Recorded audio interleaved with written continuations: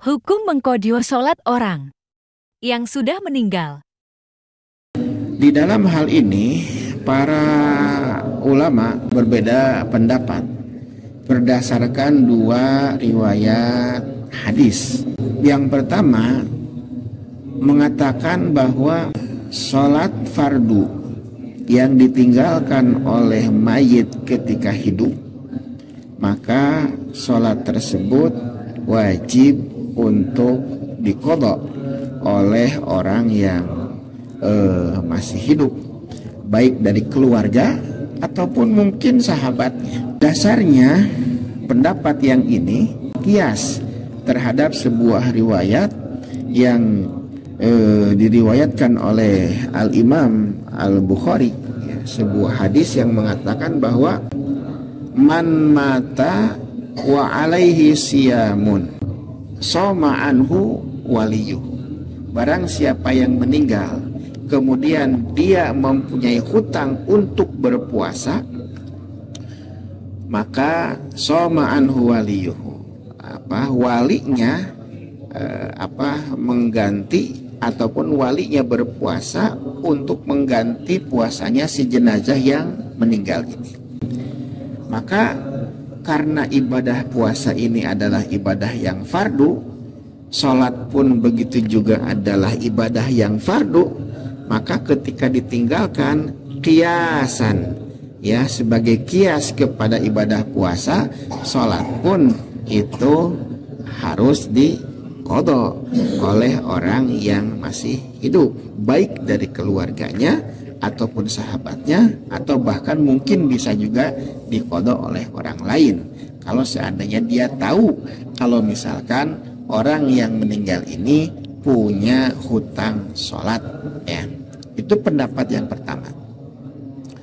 Pendapat yang kedua adalah mengatakan bahwa yang namanya sholat, ya, ketika ditinggalkan oleh seorang jenazah selama hidupnya, maka tidak perlu untuk diqadha katanya, tapi diganti dengan fidyah, ya, sebanyak 1 mud untuk setiap 1 kali sholatannya, berdasarkan sebuah hadis yang diriwayatkan oleh Al-Imam An-Nasai bahwa la yusalli ahadun an ahadin wala yasumu ahadun an ahadin walakin yut'imu anhu makana kulli yaumin muddan anhin muddan bihintatin, ya, bahwa tidaklah seseorang sholat untuk mengganti sholat orang lain,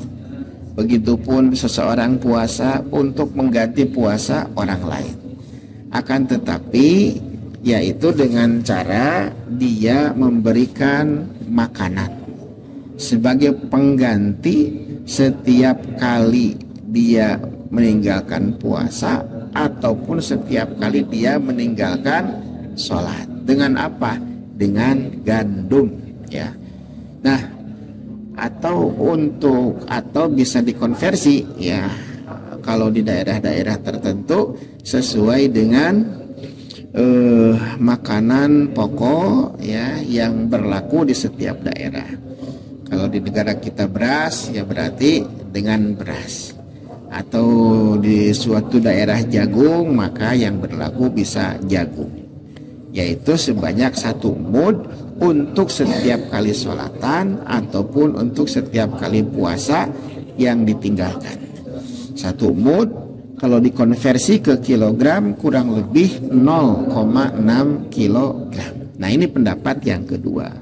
Jadi pendapat yang pertama, sholat seorang jenazah, ya, itu harus diqadha ketika dia meninggalkannya ketika hidup, ya, dengan hadis dengan dasar qiyas terhadap puasa, ya, yang ditinggalkan, yang menurut sebuah riwayat hadis itu harus diqadha, ya. Kemudian menurut pendapat yang kedua itu tidak mesti diqadha, tapi harus diganti dengan membayar fidyah, ya. itu berdasarkan riwayat hadis yang kedua, yaitu riwayat hadis Imam Nasai. Nah, demikian.